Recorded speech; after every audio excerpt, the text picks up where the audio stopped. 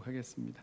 오늘 주시는 말씀 우리 보겠습니다. 시편 68편 1절부터 35절까지 말씀 우리 다 찾으셔서 좀 길지만 우리 한 절씩 다 읽겠습니다. 시편 68편 1절부터 35절까지 말씀. 제 성경은 구약 성경 848쪽에 있습니다. 우리 한 절씩 교독하겠습니다. 시편 68편 1절부터 마지막 절까지 한 절씩 교독합니다. 하나님이 일어나시니 원수들은 흩어지며 주를 미워하는 자들은 주 앞에서 도망하리이다. 연기가 불려 가듯이 그들을 몰아내소서. 불 앞에서 밀이 녹음같이 악인이 하나님 앞에서 망하게 하소서. 의인은 기뻐하며 하나님 앞에서 뛰놀며 기뻐하고 즐거워할지어다. 하나님께 노래하며 그의 이름을 찬양하라. 하늘을 타고 광야에 행하시던 일을 위하여 대로를 수축하라. 그의 이름은 여호와이시니 그의 앞에서 뛰놀지어다. 그의 거룩한 처소에 계신 하나님은 고아의 아버지시며 과부의 재판장이시라. 하나님이 고독한 자들은 가족과 함께 살게 하시며 갇힌 자들은 이끌어내사 형통하게 하시느니라. 오직 거역하는 자들의 거처는 메마른 땅이로다.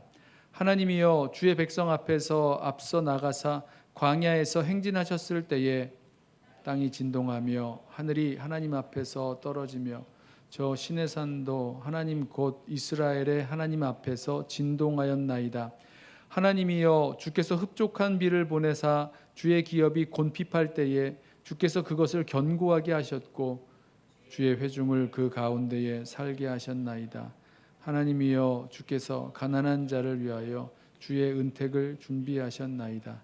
주께서 말씀을 주시니 소식을 공포하는 여자들은 큰 무리라. 여러 군대의 왕들이 도망하고 도망하니 집에 있던 여자들도 탈취물을 나누도다. 너희가 양 우리에 누울 때에는 그 날개를 은으로 입히고 그 깃을 황금으로 입힌 비둘기 같도다. 전능하신 이가 왕들을 그 중에서 흩으실 때에는 살몬의 눈이 날림 같도다. 바산의 산은 하나님의 산임이여 바산의 산은 높은 산이로다. 너희 높은 산들아 어찌하여 하나님이 계시려 하는 산을 시기하여 보느냐. 진실로 여호와께서 이 산에 영원히 계시리로다. 하나님의 병거는 천천히요 만만이라. 주께서 그 중에 계심이 신의 산 성소에 계심 같도다. 주께서 높은 곳으로 오르시며 사로잡은 자들을 취하시고 선물들을 사람들에게서 받으시며 반역자들로부터도 받으시니 여호와 하나님이 그들과 함께 계시기 때문이로다. 날마다 우리 짐을 지시는 주 곧 우리의 구원이신 하나님을 찬송할지로다. 하나님은 우리에게 구원의 하나님이시라. 사망에서 벗어남은 주 여호와로 말미암거니와 그의 원수들의 머리 곧 죄를 짓고 다니는 자의 정수리는 하나님이 쳐서 깨뜨리시리로다. 주께서 말씀하시기를 내가 그들을 바산에서 돌아오게 하며 바다 깊은 곳에서 도로 나오게 하고 네가 그들을 심히 치고 그들의 피에 내 발을 잠그게 하며 내 집에 개의 혀로 내 원수들에게서 제 분깃을 얻게 하리라 하시도다. 하나님이여 그들이 주께서 행차하심을 보았으니 곧 나의 하나님 나의 왕이 성소로 행차하시는 것이라. 소고치는 처녀들 중에서 노래 부르는 자들은 앞서고 악기를 연주하는 자들은 뒤따르나이다. 이스라엘의 근원에서 나온 너희여 대회 중에 하나님 곧 주를 송축할지어다. 거기에는 그들을 주관하는 작은 베냐민과 유다의 고관과 그들의 무리와 스불론의 고관과 납달리의 고관도 있도다. 내 하나님이 너의 힘을 명령하셨도다. 하나님이여 우리를 위하여 행하신 것을 견고하게 하소서. 예루살렘에 있는 주의 전을 위하여 왕들이 주께 예물을 드리리이다. 갈밭의 들짐승과 숫소의 무리와 만민의 송아지를 꾸짖으시고 은조각을 발 아래에 밟으소서. 그가 전쟁을 즐기는 백성을 흩으셨도다. 고관들은 애굽에서 나오고 굿수인은 하나님을 향하여 그 손을 신속히 들리로다. 땅의 왕국들아 하나님께 노래하고 주께 찬송할지어다. 옛적 하늘들의 하늘을 타신 자에게 찬송하라. 주께서 그 소리를 내시니 웅장한 소리로다. 너희는 하나님께 능력을 돌릴지어다. 그의 위엄이 이스라엘 위에 있고 그의 능력이 구름 속에 있도다. 함께 읽습니다. 하나님이여 위엄을 성소에서 나타내시나이다. 이스라엘의 하나님은 그의 백성에게 힘과 능력을 주시나니 하나님을 찬송할지어다. 아멘. 하나님을 찬양하는 이유, 또 사람들에게 하나님을 찬양하라고 요청하는 찬양의 이유가 있습니다.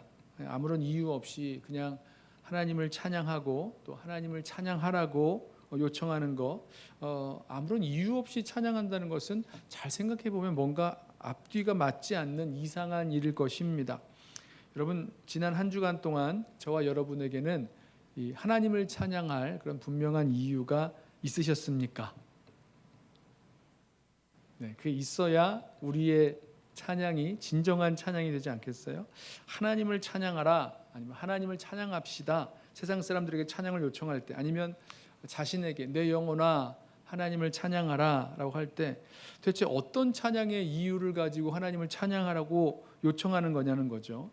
그냥 찬양하는 시간이니까, 또 찬양하라고 하니까, 이게 찬양이니까 뭐 이러면서 아무 생각 없이 찬양하기보다 정말 하나님을 찬양할 수 있는 분명한 이유를 가지고 매일매일 매 순간마다 정말 마음을 다해서 정열적으로 열정을 다하여 우리 주님을 찬양할 수 있는 저와 여러분 되기를 원합니다.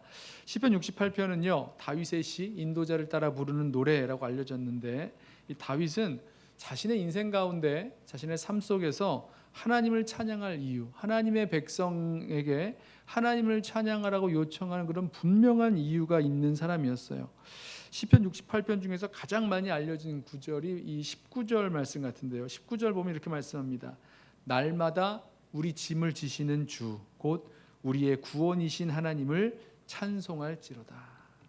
날마다 우리 짐을 지시는 주, 우리의 구원이신 하나님을 찬송할지로다. 자, 다윗이 하나님을 찬양하면서 사람들에게 하나님을 찬양해야 된다고 그 찬양을 촉구하는 이유가 분명하죠. 무엇입니까? 하나님이 날마다 우리 짐을 지시는 분이시기 때문이라는 거예요. 여러분, 무거운 짐 지고 가본 적 있으실 겁니다. 미국은 별로 그런 일이 없을 것 같아요. 운전하고 다니면 이렇게 트렁크에 짐을 싣고 다니니까 이렇게 날마다 무거운 짐을 지고 가본 일이 많지 않은데, 한국 같은 경우에는 그렇게 무거운 짐을 질 때가 있죠. 교통이 아무리 발달했다고 해도 어깨에 무거운 짐을 지고 양손에는 가방을 들고 끌고 이렇게 가면요, 참 힘이 듭니다. 무겁고 지치죠. 날도 덥고 온몸에는 땀이 흐르고 옷은 축축해지고 힘은 빠져가고 지쳐가죠. 정말 고역이 아닐 수 없습니다. 그냥 쉬고 싶고 그만두고 싶고 이런 생각이 들 수가 있죠. 그런데 그때 누군가 다가와서 등에 메고 있던 그 짐을 져주겠다고 하면 이 얼마나 기쁘겠습니까? 당장이라도 그 짐 벗어서 맡기고자 할 것 같습니다. 한 번은 산에 이제 올라가다가 같이 이제 교회에서 같이 산에 올라가다가 너무 힘들어 보이는 사람이 있어서 제가 그 사람의 그 가방을 좀 들어주겠다고 이렇게 얘기를 했더니 기다렸다는 듯이 덥석 가방을 벗어서 맡기고 앞으로 가는 걸 제가 한번 본 적이 있어요. 얼마나 짐이 무거웠으면 그랬을까 그런 생각이 들었는데, 막상 그 짐 들어보니까 저한테는 이게 이렇게 무거웠단 말인가 이런 생각이 들 정도로 가벼웠던, 무겁지 않았던 그런 가방이었는데, 하지만 그분한테는 좀 무거운 그런 짐이었던 것 같습니다. 자, 다윗이 찬양한 하나님, 그리고 온 세상 사람들을 향해서 하나님을 찬양하라고 요청했던 하나님, 그 하나님은 어떤 하나님이신가? 어떤 찬양의 이유를 가지고 계신 하나님이신가? 누구시죠? 날마다 우리 짐을 지시는 주, 우리의 무거운 짐을 대신 지시기를 기뻐하시는 그 하나님이시라는 거죠. 다윗은 하나님이 날마다 우리의 짐을 져주신다라고 고백합니다. 날마다예요. 날마다. 언제는 기분 좋게 그래 내가 네 짐 져줄게, 내 짐 져주시지만 언제는 싫다면서 귀찮아하면서 못 본 척하면서 짐을 안 지겠다고 하시는 분이 아니십니다. 어제 나의 짐을, 나의 그 무거운 짐을 대신 지셨던 것처럼 오늘도 우리가 구하기만 하면, 우리가 맡기기만 한다면, 우리가 주님을 찾고 우리의 모든 무거운 짐을 주님 앞에 맡기기만 한다면 우리의 무거운 짐을 져주시는 분이 바로 우리 하나님이십니다. 우리 이 하나님께 맡기라는 그런 말씀들이 여러 말씀이 있죠. 내 길을 여호와께 맡기라, 그를 의지하면 그가 이루신다. 시편 말씀, 시편 37편 말씀이고요. 내 행사를 여호와께 맡기라, 그리하면 내가 경영하는 것이 이루리라. 잠언 16장 3절 말씀이죠. 내 짐을 여호와께 맡기라, 그가 너를 붙드시고 의인의 요동함을 영원히 허락하지 아니하시리로다. 시편 55편 22절 말씀입니다. 자, 그러면 오늘 날마다 짐을 지시는 주라고 했을 때 우리 분명하죠. 우리의 짐을 날마다 주님께 맡기게 되면 그 속에서 우리는 주님을 경험합니다. 어떤 주님이시죠? 날마다 우리 짐을 지시는 주님을 경험하게 됩니다. 예수님께서도 말씀하실 때에 수고하고 무거운 짐진 자들아 다 내게로 오라, 내가 너희를 쉬게 하리라 말씀하셨던 것 기억하시죠? 자, 우리가 생각해 보면요, 우리 인생에 참 어렵고 무거운 짐들이 다 누구나 다 가지고 있는데 그 짐들을 사실은 주님께 그렇게 맡기는 것 같지가 않아요. 그냥 자기 힘으로 어떻게 해보겠다고, 할 수 있겠다고 끙끙대면서 앓으면서 힘들어하면서도 그 짐을, 인생의 무거운 짐을, 또 삶의 여러 가지 어려운 일들을 주님 앞에 정말로 맡기고 살아가는 그 일들이 많지 않은 것 같습니다. 다윗이 이렇게 날마다 우리 짐을 지시는 주라고 고백했던 그 일들을 바라보면서 다윗에게 어떠한 짐들이 있었을까, 그 관점으로 오늘 말씀을 좀 나눠보려고 하는데요. 어떤 일들을 가지고 다윗이 날마다 우리의 짐을 지신다, 하나님이 짐을 지신다 이렇게 고백했을까? 다윗이 하나님을 찬양하는 것에서 그 몇 가지 요소들을 좀 찾아보려고 하는데, 먼저 1절 보면 이렇게 말씀합니다. 1절과 2절. 하나님이 일어나시나니 원수들은 흩어지며 주를 미워하는 자들은 주 앞에서 도망하리이다. 연기가 불려가듯이 그들을 몰아내소서. 불 앞에서 미리 녹음같이 악인이 하나님 앞에서 망하게 하소서. 자, 하나님이 일어나시나니, 보세요. 지금까지 하나님이 마치 주무시는 것처럼, 없는 것처럼 가만히 계시니까 세상의 악인들이 들고 일어나서 날뛰면서 마치 이 세상이 자기 세상이 된 줄로 알고 활개치며 살고 있었던 겁니다. 근데 하나님께서 일어나셔서 원수들을 흩으시고 도망가게 하셨다는 거예요. 마치 바람에 연기가 슬슬 이렇게 막 밀려가는 것처럼, 불 앞에서 그 영어 성경 보니까 왁스라고 돼 있어요. 초 같은 거죠. 그 왁스가 녹아버리듯이 다 그냥 사라지게 하셨다는 겁니다. 그러자 이를 경험한 의인들이 너무너무 기뻐 찬양하면서 하나님을 찬양하라 촉구합니다. 3절. 의인은 기뻐하여 하나님 앞에서 뛰놀며 기뻐하고 즐거워할지어다. 하나님께 노래하며 그의 이름을 찬양하라. 하늘을 타고 광야에 행하시던 일을 위하여 대로를 수축하라. 그의 이름은 여호와이시니 그의 앞에서 뛰놀지어다. 그러니까 얼마나 기뻐하는 모습입니까? 그러니까 정말 나를 속상하게 만들고 힘들게 만들던 그런 원수가 도망쳐서 흔적도 없이 사라지는 걸 보니까 너무너무 기쁘고 신이 나는 거예요. 하나님 앞에서 너무너무 좋다고 뛰놀면서 기뻐하고 즐거워하면서 이러하신 하나님을 찬양하라, 노래하라 이렇게 촉구하는 거죠. 자, 그런데 여기서 한번 생각해 보시죠. 지금 어떻게 이런 일이 이루어졌을까? 그러니까 쉽게 말씀드리면 왜 하나님이 일어나셨을까라는 거죠. 우리 1절에 하나님이 일어나시니 이렇게 말씀하시잖아요.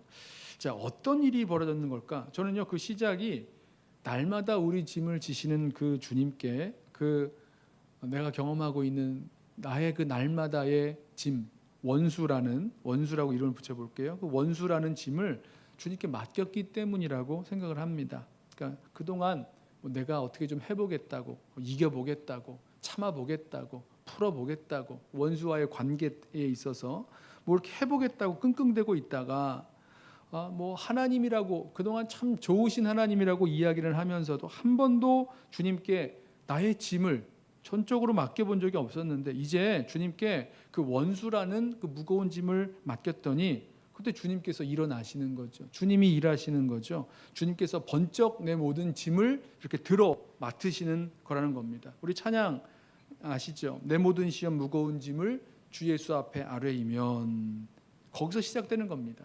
근심에 쌓인 날 돌아보사 내 모든 짐을 져주시네. 무거운 짐을 나 홀로 지고 견디다 못해 쓰러질 때 불쌍히 여겨 구원해 주리 은혜의 주님 오직 예수.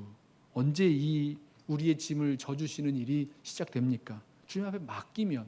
오늘 이 찬양에서는 내 모든 시험 무거운 짐을 주 예수 앞에 아뢰이면, 거기서 시작되는 거죠.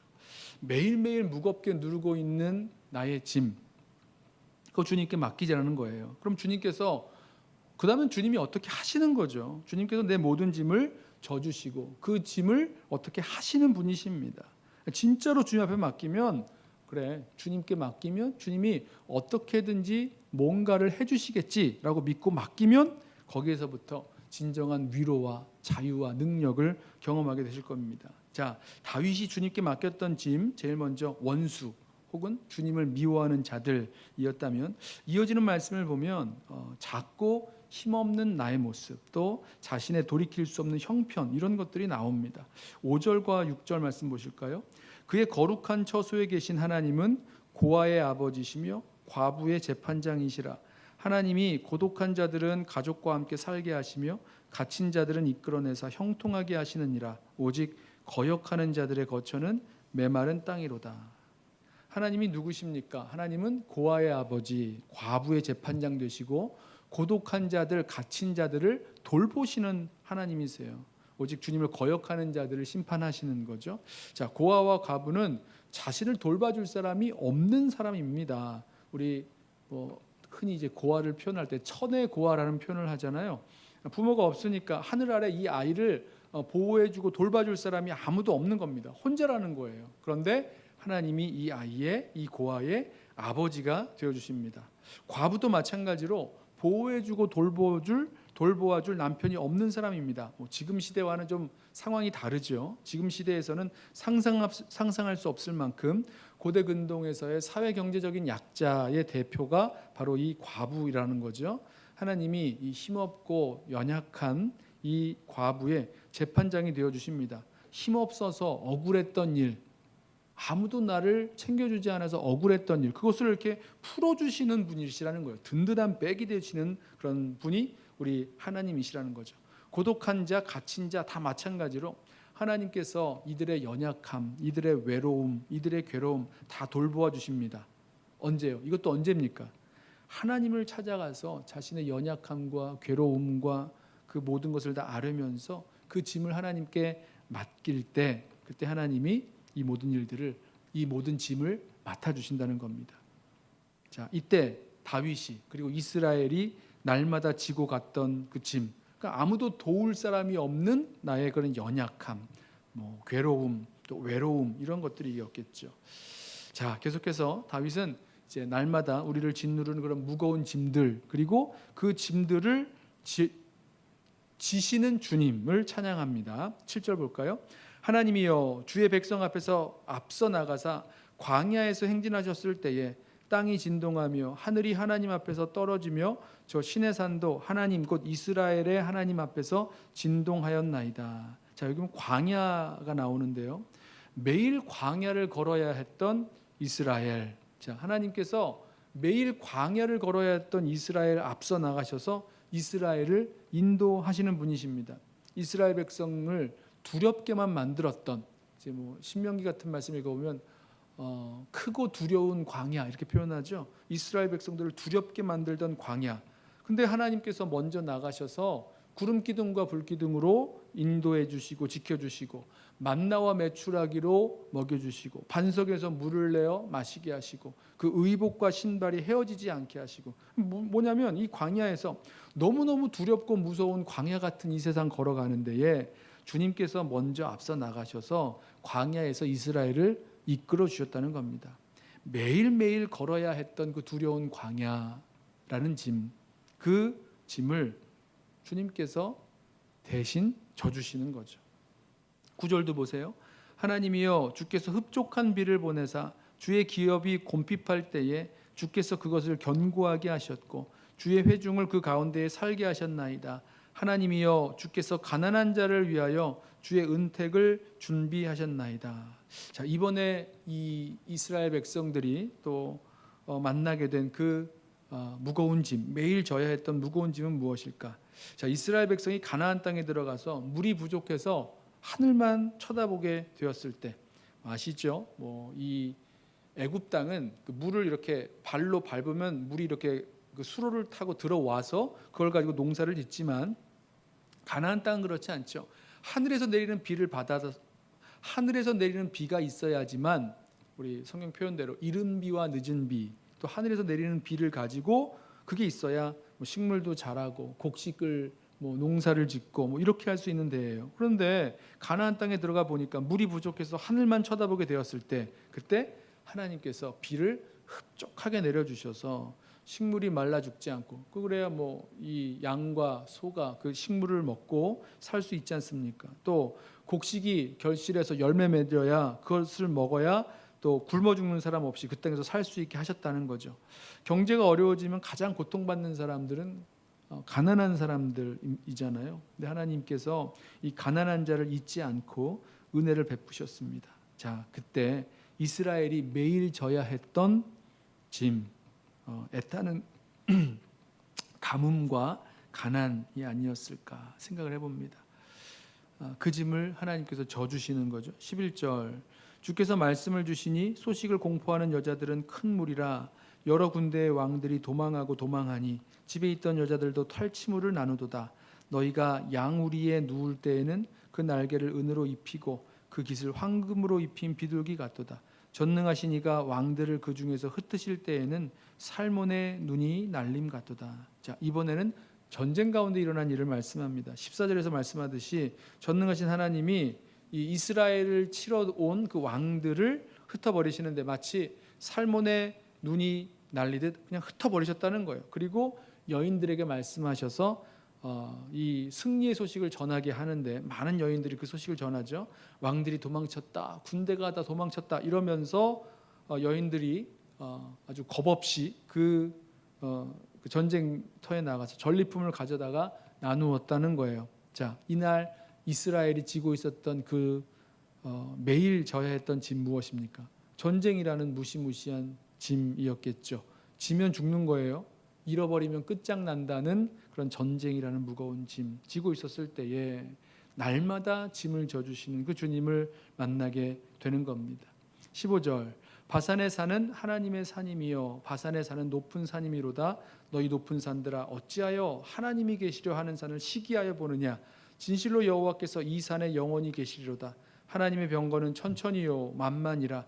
주께서 그 중에 계심이 신의 산 성소에 계심 같도다. 주께서 높은 곳으로 오르시며 사로잡은 자들을 취하시고 선물들을 사람들에게서 받으시며 반역자들로부터도 받으시니 여호와 하나님이 그들과 함께 계시기 때문이로다. 자, 여기 산 이야기가 나오는데, 이 바산의 산이라 그러면 지형적으로 봤을 때 요단강 북동쪽에 있는 이 고원지대를 이루고 있는 산들입니다. 그러니까 높은 산들이죠.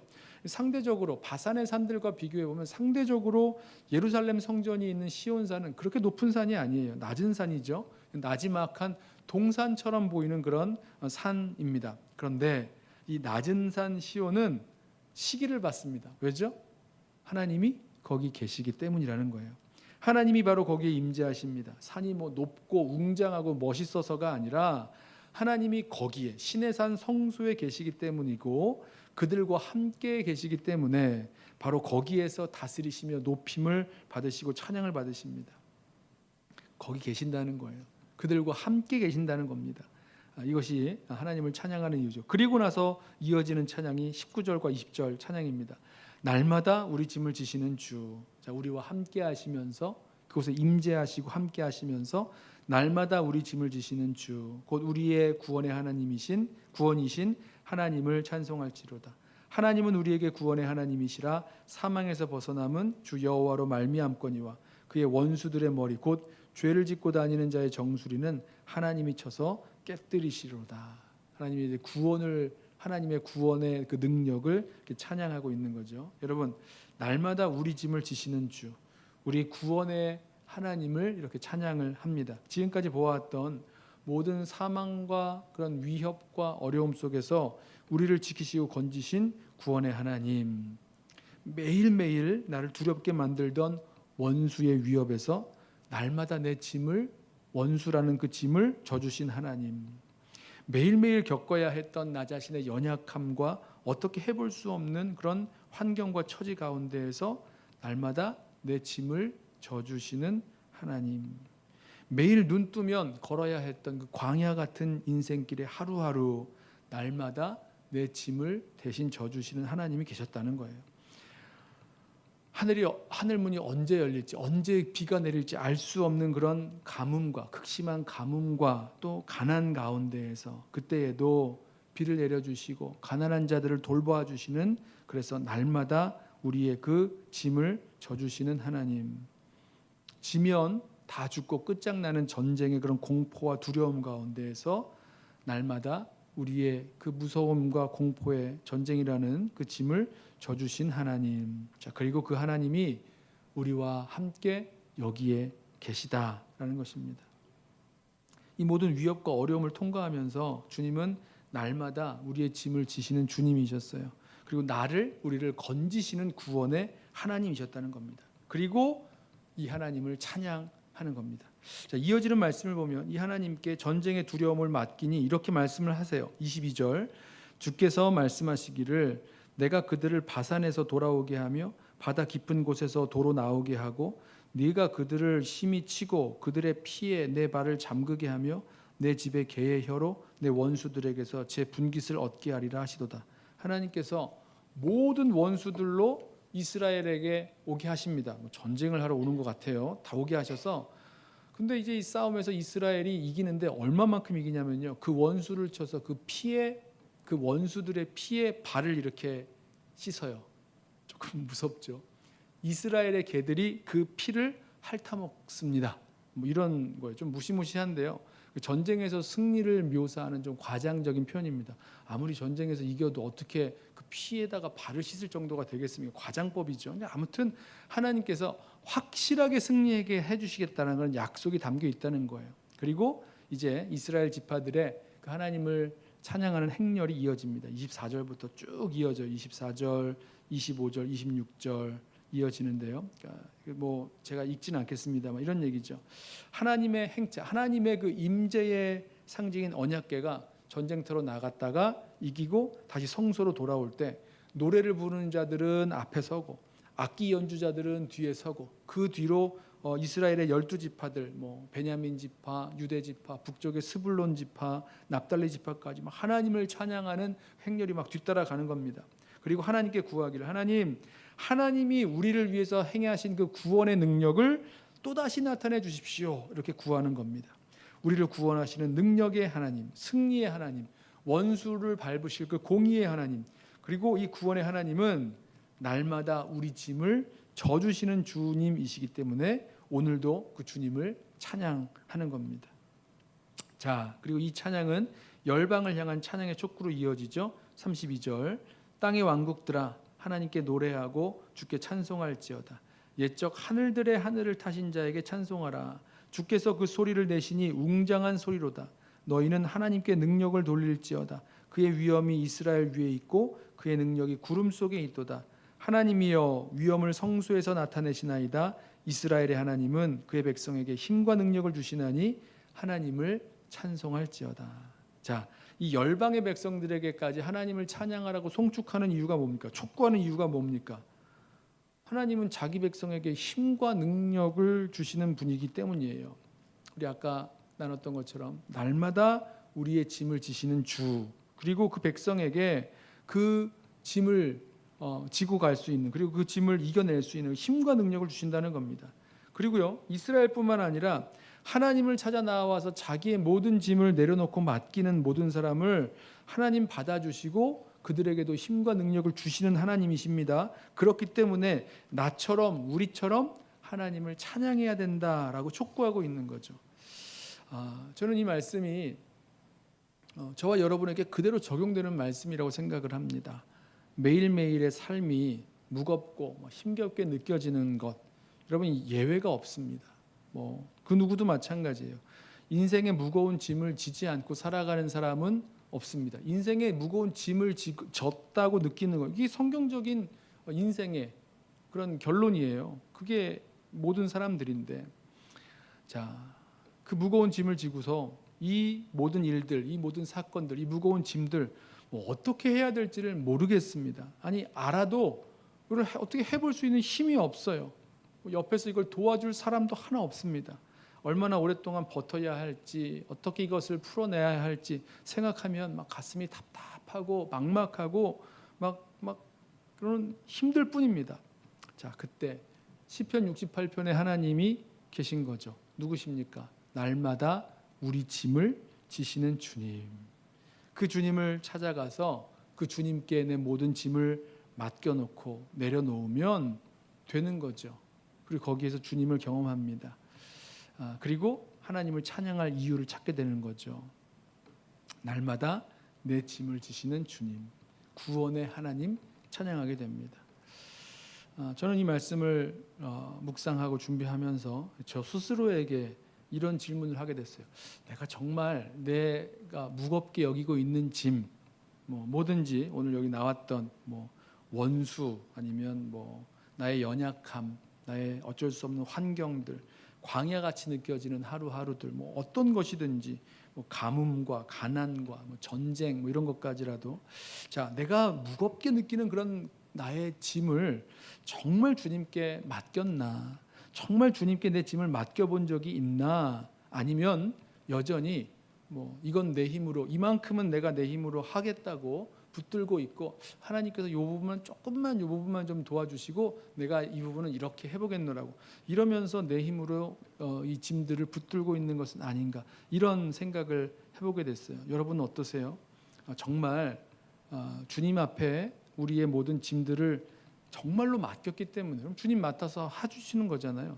정말 모든 짐을 맡겨보았기 때문에 주님을 향해서 날마다 내 짐을 지시는 주라고 고백하면서 내 구원의 하나님이라고, 우리의 구원의 하나님이라고 찬양할 수 있으십니까? 저와 여러분에게 오늘 시편 68편이 묻는, 그리고 도전하는 질문이 바로 이런 거죠.